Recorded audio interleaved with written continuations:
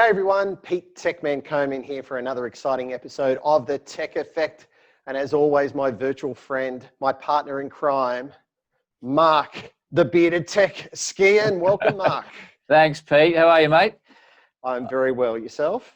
Virtual friend. It's kind of almost like I'm not really a friend, but That's virtually a true, friend. right? Yeah. Virtually a friend.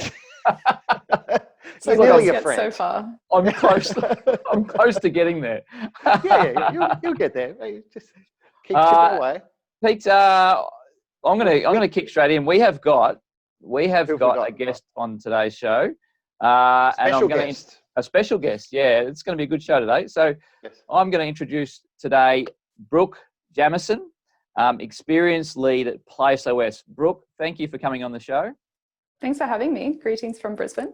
It's great, and it's great to have you in. Greetings from freezing cold Toowoomba and whatever else is happening in New York. Exactly. We're a global podcast.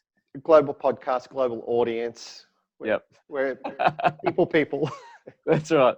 Pete, look, I've got to point out there's a bit of shadow above your lip there today, mate. What's are you trying to be the next bearded tech, or what's I am. Look, you inspire me in so many ways, and so this is about 6 months worth. So I'm getting there. So maybe in the next 3 or 4 years, I'll have something similar to you. Yeah. Keep trying, buddy. Yeah. No, all right. Not everyone can do it. All right, let's get on. Enough of the banter. Yes. Brooke, I wanted to start initially just to get an understanding of who PlaseOS is, and you, the experience lead. It's an interesting job title. So just give us a bit of a rundown and an overview of what that is. Sure. So PlaseOS is a global smart building and smart workplace platform.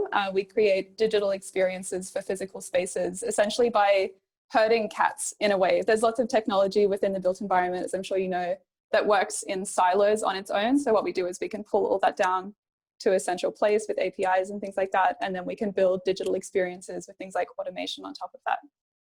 So my role, I'm experience lead. For some context, I have formal training in mathematics, and that's what I studied at university. And then since then, I've got lots of professional experience in things like marketing and consumer behavior and behavioral science. So what I do is I pull all of that together, and I do really functional-based UX in its pure form to help people get the most out of the data in their smart buildings. Wow. Right. Well, I noticed that you were studying a Master's of Mathematics in financial mathematics. Is that right? Yeah, I started my Master's in financial mathematics. Wow. Mark, what is that? She's way too smart for us, Mark. I mean, time to get out. Great having you, Brooke. I'm just going to drink coffee and you keep talking, Brooke. And I'm currently doing my graduate certificate in data engineering at ANU in Canberra as well. So, oh my God, just a hobby. We are totally out of our depth, Mark. Yeah, I don't know about you, Pete. Oh, no. Here we go. I definitely am. And I noticed, like you've got a background, like you worked for Connected Vision and Video Pro as well up there in Brisbane. And I noticed that you're a data scientist at Connected Vision and a data analyst at Video Pro. It depended on what they wrote on tender applications, right. I would say. It sounds very important, but right. Taking all the good information and working out how to communicate that to the audience. Right. And before then, I worked at an e-commerce company that I built from quite a small company to quite a large company through applying data science and analytics to web optimization and conversion optimization for e-commerce as well. So it all does tie through. I know I have a very bizarre resume. I always feel weird when I have to send it to people because I feel like it needs a strong caveat. I promise it does make sense in practice. It just looks very strange on paper. Sure it does. And I've been working closely with Jonathan and the team on a project or a couple of opportunities over here in New York. And we're really sort of getting into the weeds of what PlaseOS does and the benefits that it can bring to the clients. And it's amazing, right? Like, and it's just, it seems like there is not many, if any, other platforms that are capable of doing what PlaseOS can do. I think because we tackle the problem in a different way. instead of thinking about what we want the user interface to look like, or what we want something to look like in the end, thinking about what does it actually functionally do and how can we make that as efficient as possible.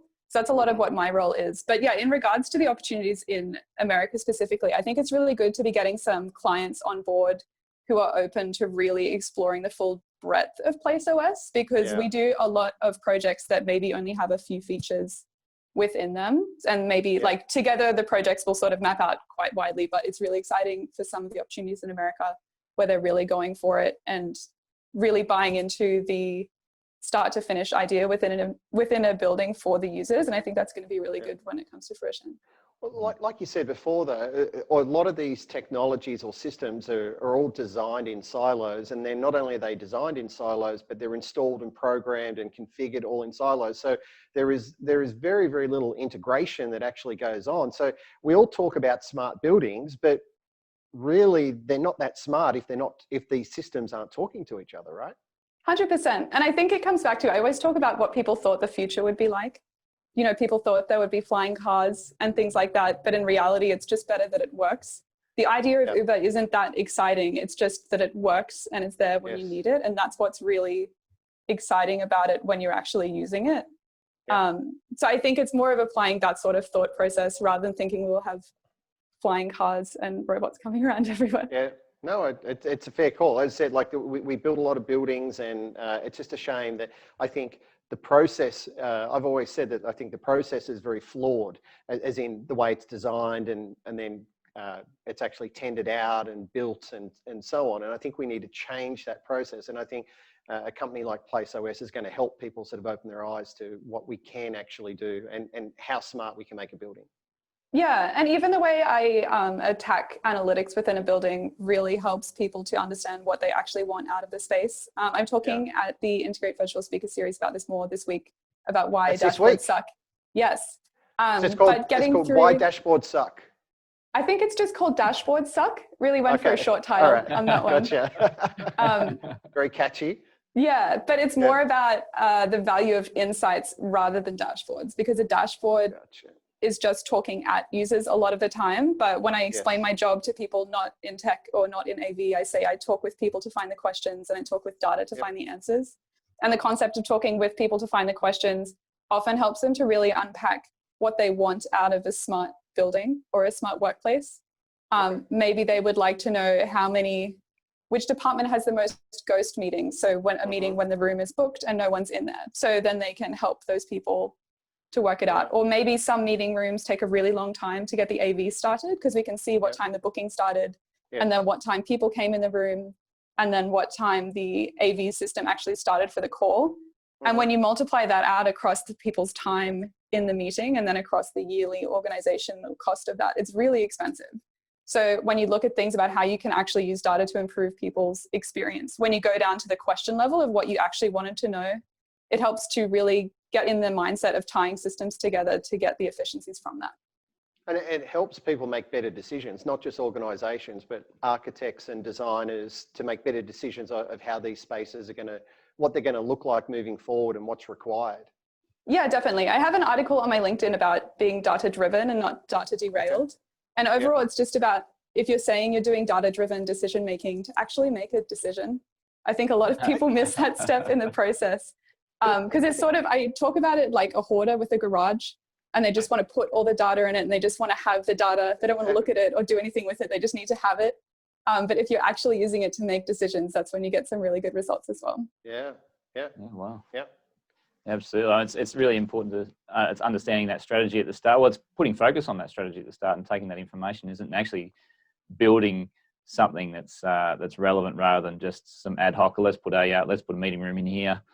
Yeah, and actually making something for the user, not what you wanted to sell them. I think that's very different as well. And that's what I see a lot of in other systems. It's more about, what did we want to sell this person rather than what will give the users the best experience.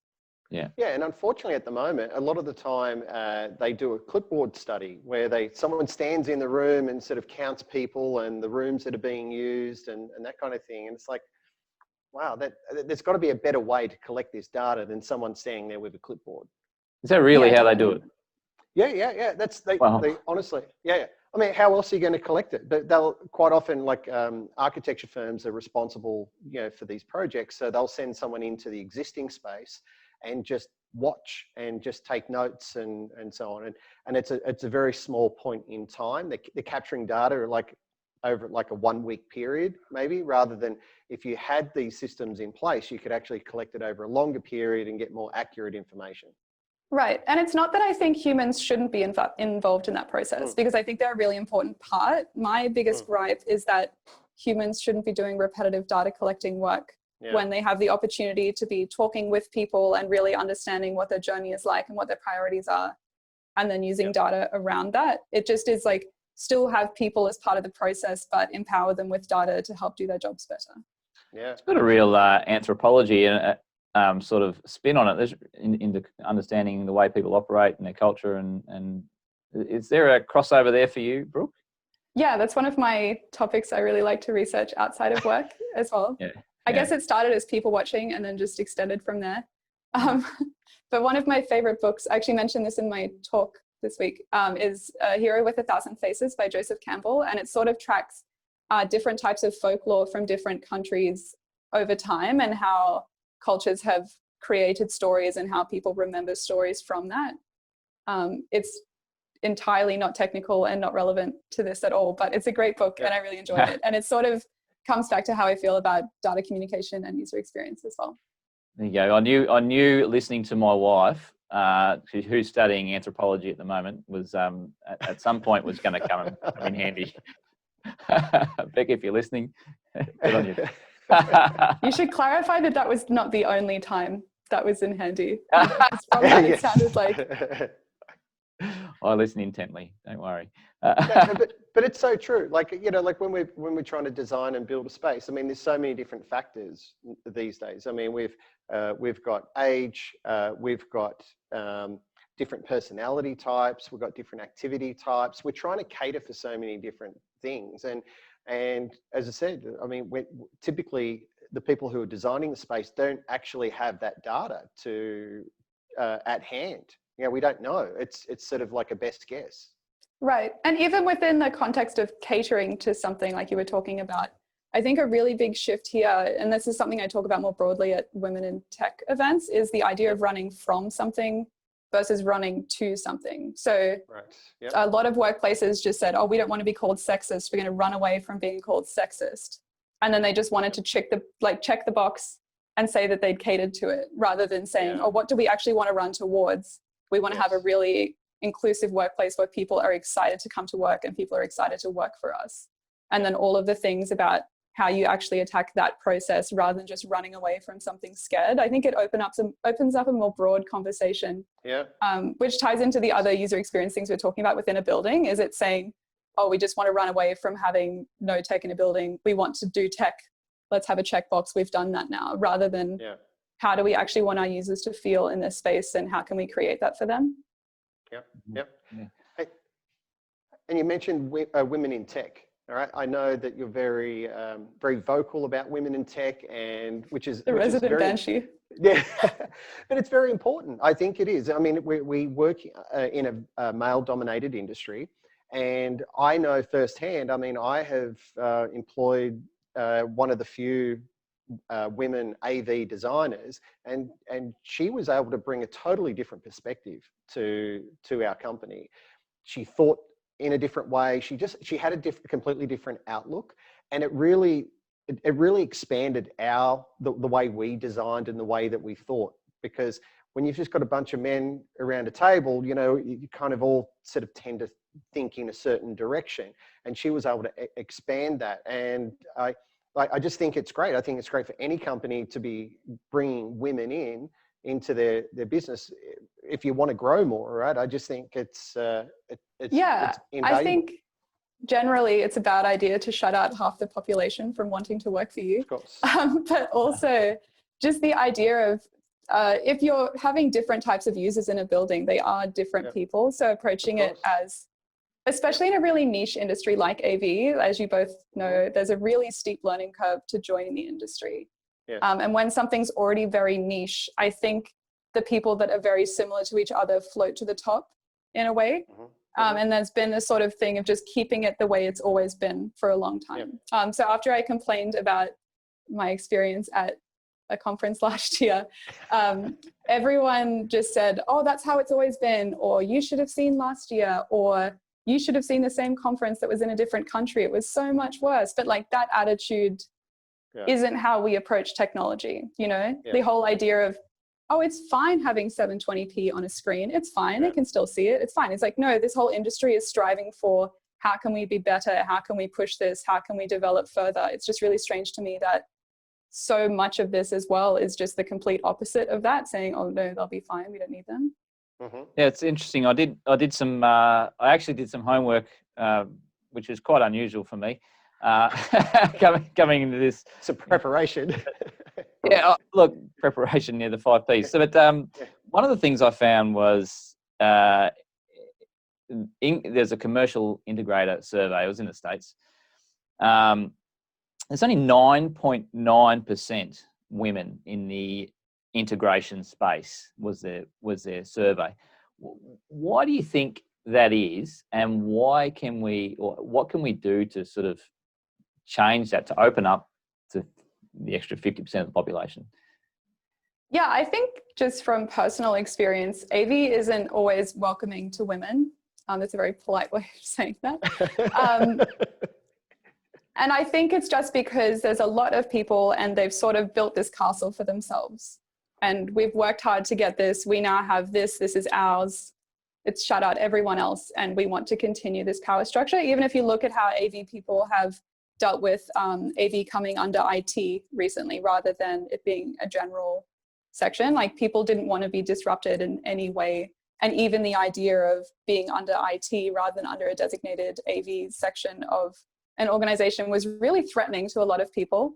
And I think as well, combined with the fact that the industry is constantly being disrupted, and then just the power structures that come along with that, I think there's a lot of identity crises happening within a lot of organizations that are stressed and struggling. So that's not ideal. But even within Australia, so the Office of the Chief Scientist really recently did a STEM report, so generally across science, technology, engineering, and mathematics. And it's just not really getting better. So in 2006, how was it? I wrote it down. Where's my number? Yeah, in 2006, only 27% of STEM graduates were women. And then a decade later, that had only increased to 29%. So that side of the situation is not good. But then additionally in this report, probably the most upsetting thing I found in there is you look at, so they got a cohort of women in STEM in 2011, and then they followed them for 5 years and saw how that panned out. And if you look about even the one choice that it really splits up at is if they had children or not. And if they chose to have children, I think only 34% of them were still in full-time work, compared to about 80% of women who did not choose to have children. So like that's such a large split. And when you look at, I think a lot of lifestyle and people and culture decisions within AV organizations, I think that's a big issue as well. And just sort of the reluctance to move to flexible working, which I'm hoping COVID will really push forward now that companies have seen they can do it. Obviously it shouldn't have taken a pandemic to do that, but it's good news nonetheless. I've had a number of women work with me over the years, and I just can't believe how they multitask. You know, like quite often they'll be working at home and they've got children, and I'm like, I struggle if there's music going on in the background, and what they're able to achieve is amazing, right? Like it's just we're wired differently, like men and women are wired differently. And I've just, as I said, I've had nothing but great experiences with the people that I've worked, the women that I've worked with. Sure. I don't even know so much if it's about being wired differently rather than having to do something and not having a choice in it. Like if you look even in the same STEM Women report, the division of unpaid labor in the home is so much higher for women as well. And it's just that you haven't had a choice. And even so anecdotally, when I was studying my maths degree, people just didn't believe when I was explaining a concept to them because they thought that I wasn't as good. So I would always have to explain things from the very first principles and then explain the whole process rather than just jumping in the point that most people would. So as a result, I had to work 10 times harder, but also I am now 10 times better at explaining concepts. So it was terrible at the time, but it really equipped me with great skills. And I think that's the case for a lot of women that have absolutely fought tooth and nail to where they like to get where they are within the industry. And obviously it's unfortunate that that's had to happen, that they've been through bad situations to get there, but it's great that when they can make the most of that. Wait, hang on a minute. So when you did your degree, your maths degree, you, to explain to men, is that what you're saying? Had to go back to the very start. You couldn't get that point where everyone just sort of trusted what you were saying from then on. Yeah, and that point of trust is really important as well. In the STEM Women report, additionally, it's great. Definitely go and read it if you would like to feel depressed. But in the report as well, they say that 2/3 of women have reported their voices not being valued in the workplace. So this idea of trusting someone's opinion, but then beyond that, valuing it, is really missing from within how women are perceived in all STEM workplaces, which extends to AV as well. And I think that's a reason as well of when people say, oh, we don't have any women managers, because they're just not leaders. Whereas, so some people will see a woman organizing and think that they're just organizing, they're good at the home, but then they'll see a man organizing something and then suddenly he's a leader. So this idea of thinking about different ways that people perceive what's happening with people and then how they choose to report on that within the organization. This is something I talk about a lot when I was saying running from something or running to something. Yes. So if you're running towards an inclusive organization, one of the best things that you can do to take a really hard look at yourself is to look at the language in your performance reviews.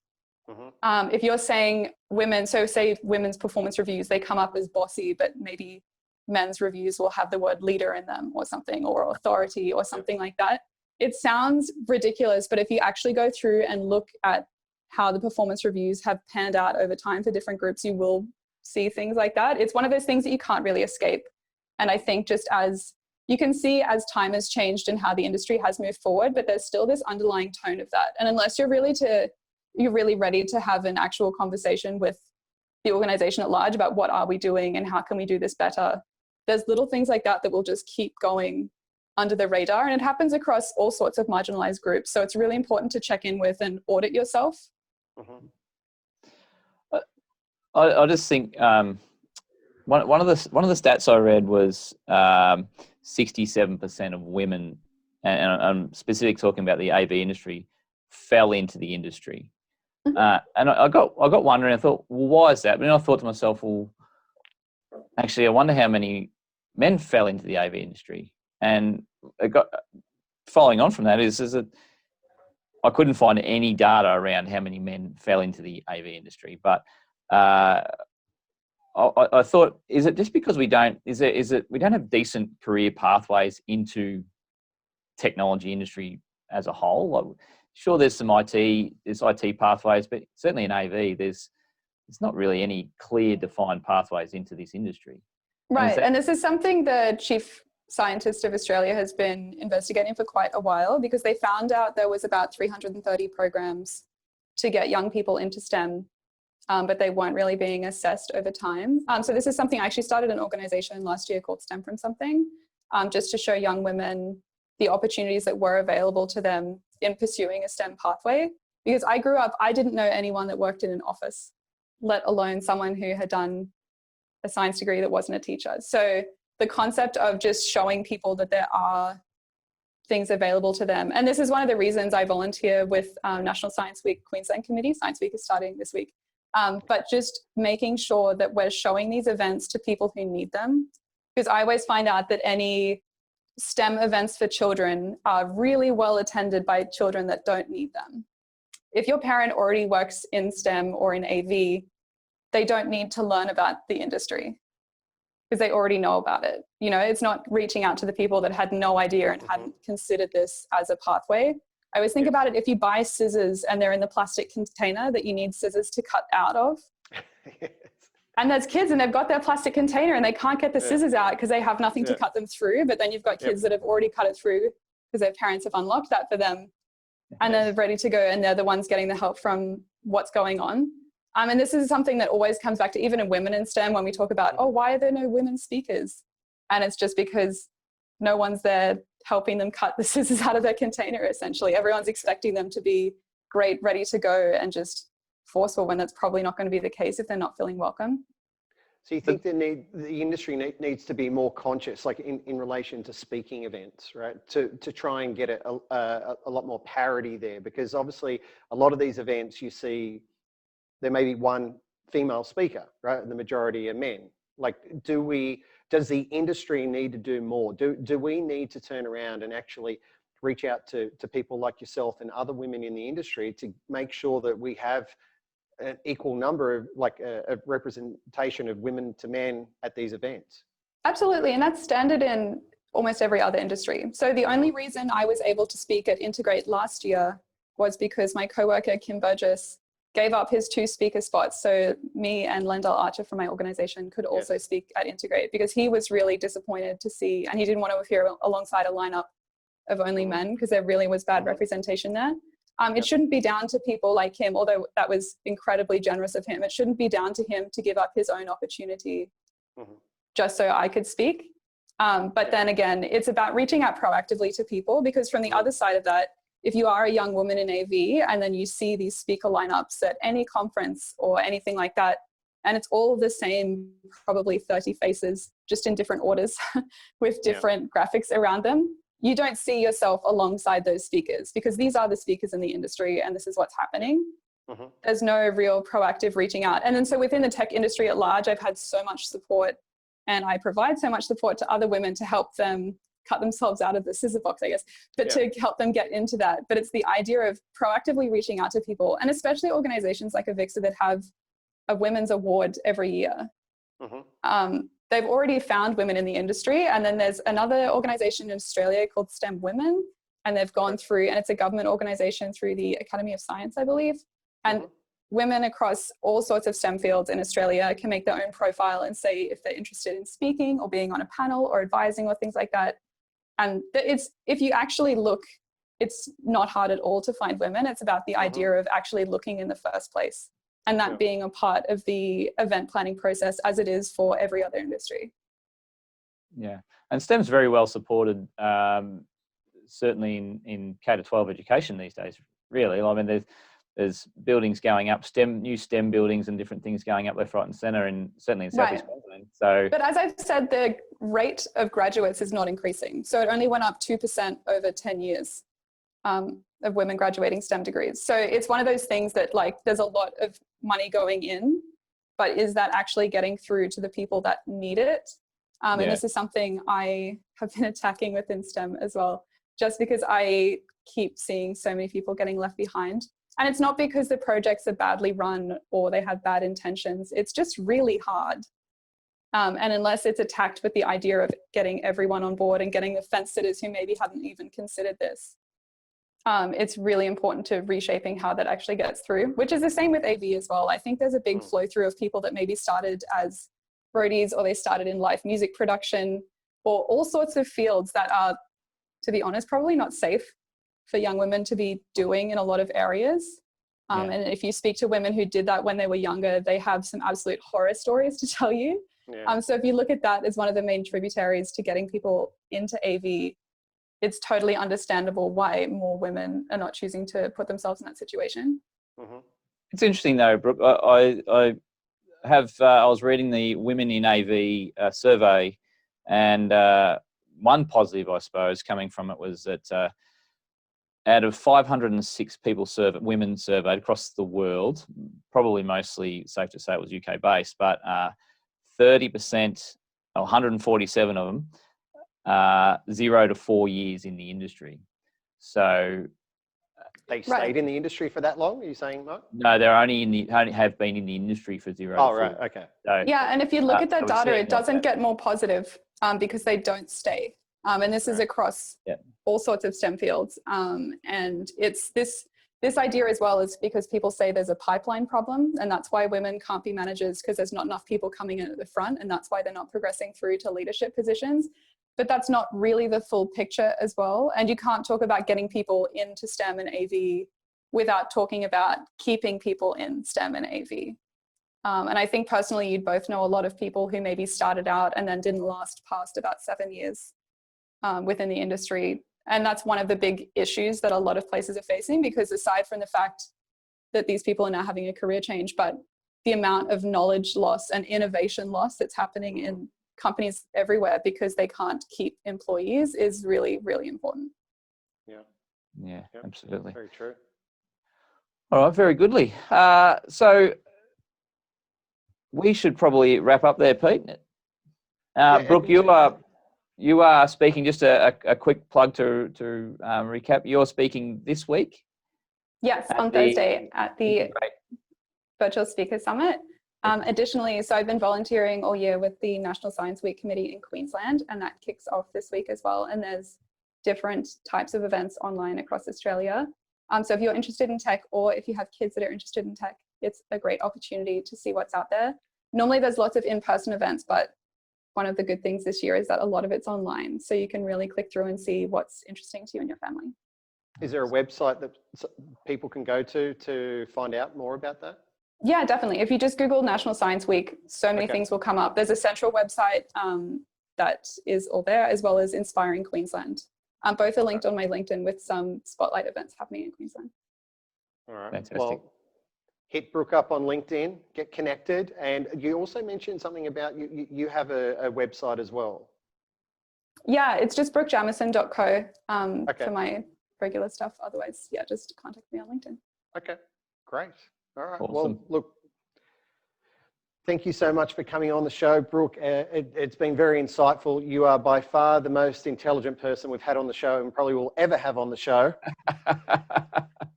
Yeah, thank you so much, Brooke. Yeah. I'm not sure to say thank you to that. No But insult thank to you. the previous people. No. No, but and look, we need to. I agree. The industry, our industry, the tech industry, the AV industry, all industries for that matter, we need to get out there and encourage women to be a part of it, you know, and encourage them, like create opportunities for women because, as I said, I know firsthand that it certainly enhanced my business, and you know, they bring a lot to the table. So I don't think that we do enough. And it's about having an honest conversation, but also a constructive conversation. I think a lot of people, they realize how bad the situation is, and then they say, oh, we can't do anything to fix this. It's too far gone, which is precisely the wrong thing to do. So have an honest conversation, understand people as people when they're talking to you. Don't just think about, oh, what do women want? What does this individual person want? And then see how you can constructively grow and change from that. And then if you really attack it with that mindset, it will be a lot more effective than if you're just really scared and end up running from, we don't want this. Like, think about specifically what you would like to run to, and then where you are now, where you want to be, and how you can get there over time is really important. And I love the scissor analogy. That is amazing. Next time you see them at the shop, every time It's I so see true. them, it's just like very relatable. How am I gonna? I don't know. Yeah. Excellent, Brooke. Thanks so much for coming on the show. We're going to wrap it up, and Pete, we'll talk to you again next week. And Brooke, hit Brooke up. Don't forget, everyone, to hit Brooke up on LinkedIn and get in touch. She's doing some great work. Cool. Excellent. Thanks for having me. No worries. Thank you, Brooke. Cheers, guys. Bye for now. Bye.